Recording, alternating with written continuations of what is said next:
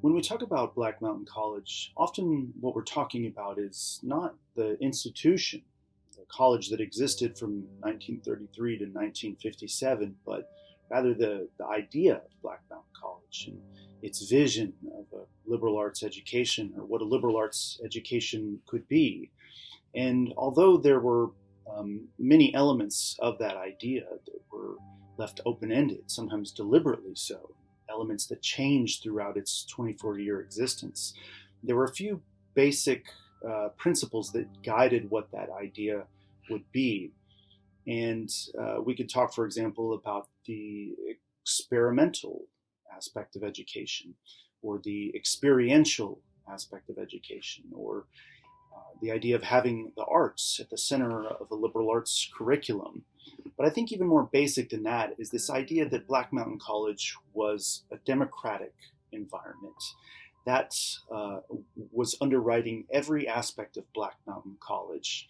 And that meant, on the one hand, that it would be self-governing according to democratic principles. So what John Rice, its founder, and its other founders wanted to do was to collapse the hierarchy that we often find in education, so that decisions were made through a democratic process. Community meetings would be opportunities for faculty and staff and students to chime in on the decisions that were made at Black Mountain College. It meant a sense of equal representation of those who were affected by those decisions. But it also, apart from it being a notion of self-governing at Black Mountain College, it also meant the democratic character of education.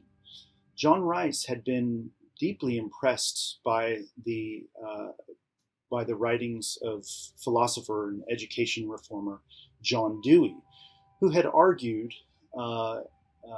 fairly vigorously that democracy meant something more than a form of government, that it was a way of communal living, that democracy was built into the fabric of everyday existence, and that it should therefore be built into any educational environment. And that meant, on the one hand, closing the gap between vocational learning and intellectual life.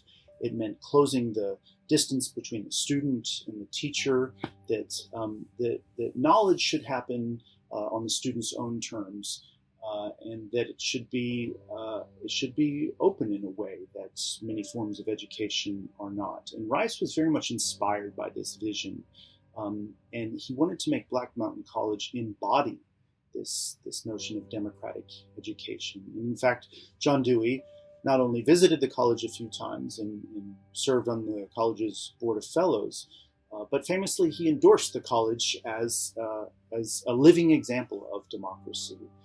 And of course the college was eager to use this endorsement for advertising purposes, but there was something to the idea that they had created this environment of democratic governance and education.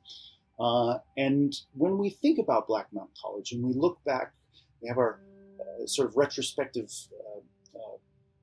interest in Black Mountain College, there's a tendency to idealize what it was, to idealize the idea of democracy, the idea of Black Mountain College as a democratic form of liberal arts education. And although there's much to be celebrated there, I think even a more important lesson to be learned is where that idea failed. The old saw that that sounds nice in theory, but maybe not in practice, is certainly true at Black Mountain College. And so it's important to see those moments uh, where they didn't live up to the idea. And there are many of these moments throughout the college's history, and what we see in those moments is clashes of personality that disrupted the democratic ideal. We see that there are different conceptions of democracy that sometimes conflict one another, and we see sometimes just practical needs. It's hard to arrive by consensus at what we should do, and so often that idea of democracy didn't live up to expectations, or people disagreed about what it means, and sometimes these would lead to conflict, and sometimes they would even lead to deeply undemocratic forms of engagement. And I think it's important to not only acknowledge but to study that relationship between the idea of democracy at Black Mountain College and its realization, especially where it failed to live up to that idea. And I think that's important for understanding what Black Mountain College was, but also for understanding our current environment.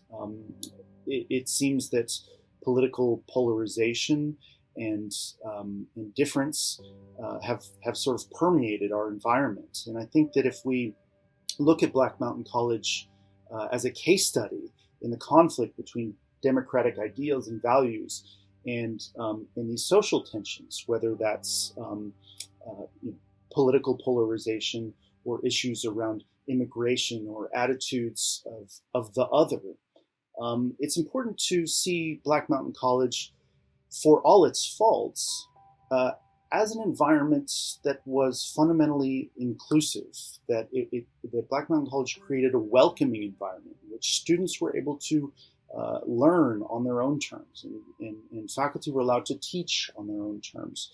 There was a constant stream of visitors, of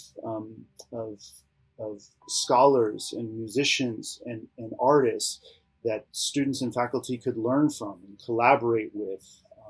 Particularly, the early and middle years of Black Mountain College was a refuge for a number of immigrants fleeing Europe during the Nazi period, and that environment that was there was very important in terms of the productivity and the intellectual and creative life of Black Mountain College, is that inclusiveness. And so I think that's important to keep in mind as we discuss issues of politics and of immigration, is that environment of inclusiveness is one from which everyone benefits, whether it's just the pursuit of our own individual interests. That environment of equality and inclusiveness that was had at Black Mountain College, even despite its shortcomings, is one that I think that we can all learn from today.